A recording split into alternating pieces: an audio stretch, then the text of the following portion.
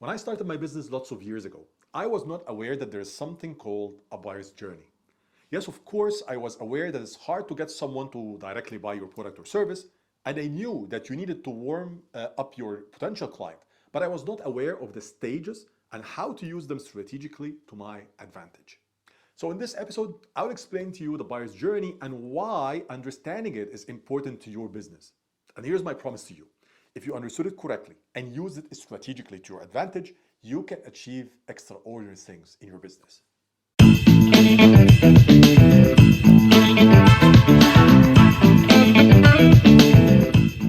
Hello everyone and welcome to Think Business, the only channel that focuses on helping you to start and scale your online business, all while maintaining balance and improving your performance as a business owner. So if you are new to this channel, do not forget to subscribe so that you do not miss any of our upcoming episodes. So let us start by answering, what is a buyer's journey? A buyer's journey contains the stages that a buyer should pass through until they decide to buy your product or service. And this journey usually contains three main stages: awareness, consideration, and decision. And by the way, if you search on Google, you can find them under different names, but they are almost the same. Have you ever created a Facebook ad or a YouTube ad? If you ever tried to create one, you will see that they are asking you about the campaign objective or target, and they are giving you several options such as awareness, lead generation, or conversion. These are parts of the buyer's journey, and for each part of the journey, there is a specific type of marketing or advertising that you should do. So let us start with the awareness stage. And in this stage, the buyer first becomes aware that he has a problem. And when you are marketing to buyers in the awareness stage, your marketing messages should focus on the problem itself and the consequences of not handling this problem.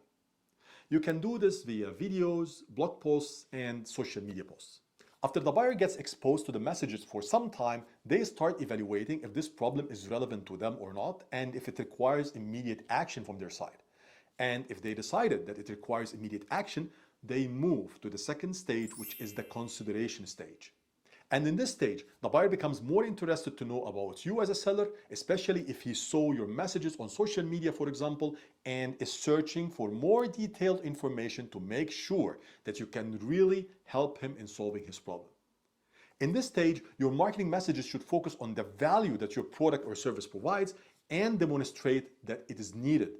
You can do this via your newsletter if the buyer subscribed to it, or via online events such as webinars or face-to-face events. Bottom line, you get the buyer one step closer towards you. So now the buyer knows that he has a problem. He also knows about you and your company. He knows about your product or service, and he knows that maybe it can solve his problem. Now he moves to the last stage, which is the decision stage.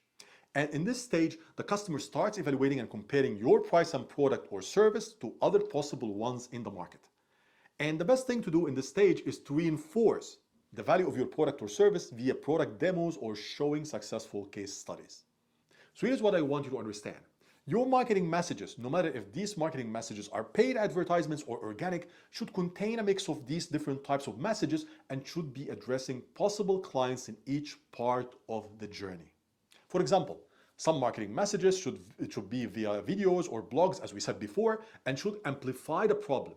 While another marketing messages such as a webinar should focus more on highlighting your product or service as the solution and your expertise. And here is where a lot of business owners fail, because they either use one type of message most of the time, such as blog posts, for example, or the content of the message is the same most of the time.